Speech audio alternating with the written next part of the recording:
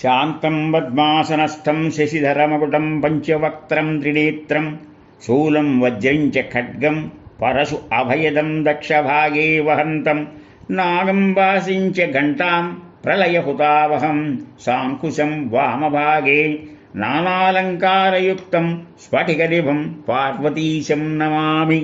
శివ అనగానే మనకు అర్థం వస్తుంది మంగళం.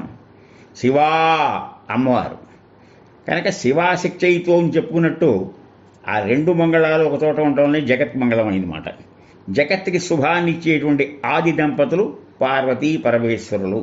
అందుకనే మనం ఉమామహేశ్వర స్తోత్రంలో నమశివాభ్యాం నమయౌవనాభ్యాం పరస్పరాస్పృష్ట వపుద్ధరాభ్యాం నగేంద్రకన్యాం వృషకేతనాభ్యాం నమో నమ శంకర పార్వతీభ్యాం.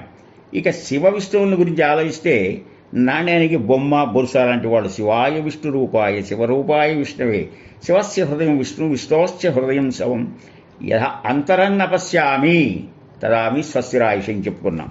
కనుక శివస్తోత్రాన్ని అర్థం చేసుకోవడం ఎంత యోగదాయకం అంటే శంకరస్య చరితా కథామృతం చంద్రశేఖర గుణానుకీర్తనం నీలకంఠ తవ పాద సేవనం సంభవంతు మమ జన్మజన్మని.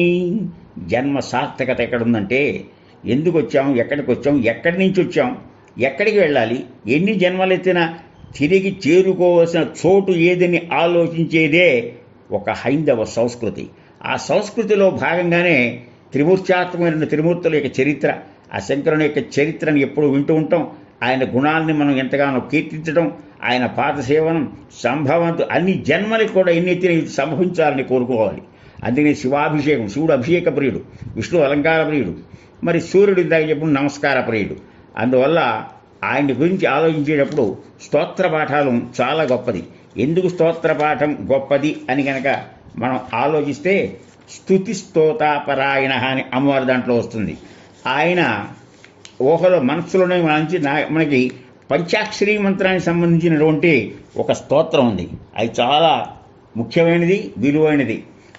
మనకి నమశివాయ అంటాం కనుక నాగేంద్రహారాయ త్రిలోచనాయ భస్మాంగరాగాయ మహేశ్వరాయ నిత్యాయ శుద్ధాయ దిగంబరాయ తస్మై నకారాయ నమశివాయ మందాకినీ సలిల చందన చర్చితాయ నందీశ్వర ప్రమథనాథ మహేశ్వరాయ మందారముఖ్య బహుపుష్ప సుపూజితాయ మందారముఖ్య బహుపుష్ప సుపూజితాయ తస్మై మకారాయ మహితాయ నమః శివాయ శివాయ గౌరీవదనారవింద సూర్యాయ దక్షాధ్వరనాశనాయ శ్రీనీలకంఠాయ వృషధ్వజాయ తస్మై శికారాయ నమః శివాయ వశిష్ఠకుంభోద్భవ గౌతమాది మునీంద్రదేవార్చిత శేఖరాయ చంద్రార్క వైశ్వానరలోచనాయ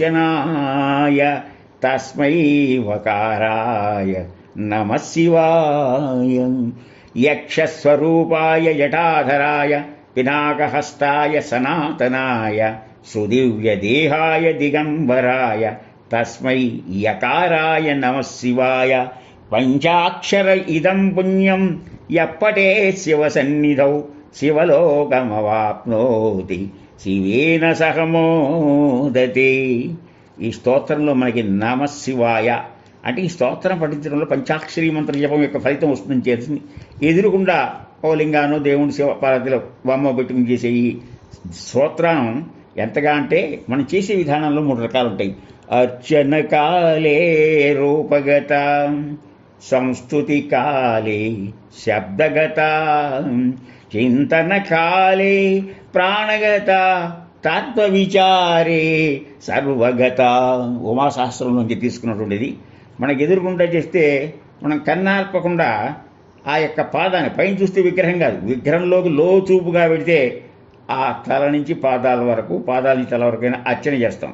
అలాగే ఆయన గురించి స్తుతి చేస్తూ ఈ రకంగా స్తోత్రాలు చేస్తే ఆ శబ్దం ద్వారా ఆయన చూడగలుగుతాం. ఆయన్ని గురించే పదే పదే ఆలోచిస్తూ మన జీవితంలో లౌకిక వ్యాపారాలు ఎన్ని చేసుకున్నా, లౌకిక వ్యవహారాల్లో ఉద్యోగాలు చేసుకున్నా ఆయన నామస్మరణతో చిత్తం చేయాలి. అసలు యథార్థంగా తత్వం విచారిస్తే ఆయన ఎక్కడ లేడు. ఇది అస్థి నాస్తి సంవాదం. ప్రహ్లాదుడికి ఆయన తండ్రి హిరణ్యకశిపుడు ఎక్కడ లేడు, ఎక్కడ ఉన్నాడన్న దానికి సమాధానంగా ఎక్కడ లేడు అన్నాడు. ఈ ప్రశ్న ఎప్పుడు జరుగుతుంది?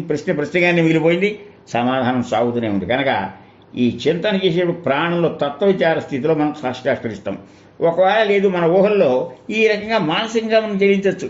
రత్నైకల్పితమాసనం హిమజలై స్నానం చ దివ్యాంబరం నానారత్న విభూషితం మృగమదో మోదాంకితం చందనం జాతీజంబక బిల్వపత్ర రచితం పుష్పం చ ధూపం తథా దీపం దేవదయాని దేవసుపతే హృత్కల్పితం గృహ్యతాం. హృదయంలోనే కల్పన చేసుకుని మనం ప్రార్థిస్తున్నాం. ఎక్కడున్నా, ఏ పని చేస్తున్నా.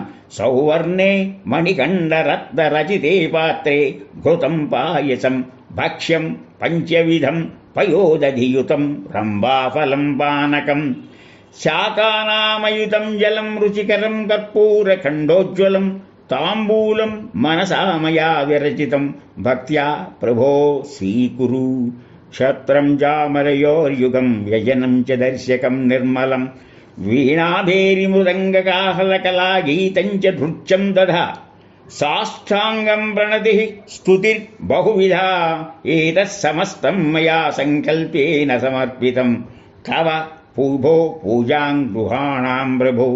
మనం చేసే షోడశోపచారాలు, స్నానం, ఆసనం, ధ్యానం, పుష్పాలు సమర్పించడం, ఆయన నైవేద్యంగా ఆ పాలతో భక్ష్యాలు పంచవిధాలుగా, అంటే భక్ష్యం భోక్ష్యం భేగ్యం లోహ్యం చేహ్యం లోహ్యం రకరకాలుగా ఉండేటువంటి రుచికరమైనటువంటి నీరు, చక్కటి శాఖ, ఇది కూరలు, చివరికి తాంబూలం, ఆయనకి గొడుగు, అలాగే వ్యజనకం, ఆయన చూడటానికి అద్దం, వీణ, మృదంగం, మరి నృత్యాలు ఇవన్నీ సమర్పిస్తూ ఆఖరికి నాదనేది లేని సాష్టాంగం, స్త్రీలకి సాష్టాంగం విరుద్ధం, మామూలుగా నమస్కారం చేయటమే. ఇవన్నీ చేస్తున్నాం, ఇవన్నీ నేను సంకల్పించి హృదయంలో చేస్తున్నాను ప్రభో స్వీకరించని చెప్పటం. దానికన్నా మకుటాయమానమైన ఇంకో విషయం, ఆత్మాత్వం గిరిజామతి సహజరా ప్రాణా శరీరం గృహం పూజాతే విషయోగభోగరచన నిద్ర సమాధిస్థితి సంచార పదయో ప్రదక్షిణ విధి స్తోత్రాణి సర్వాగిరో యజ్జత్కర్మ కరోమి దత్తదఖిలం శంభూతవారాధనం.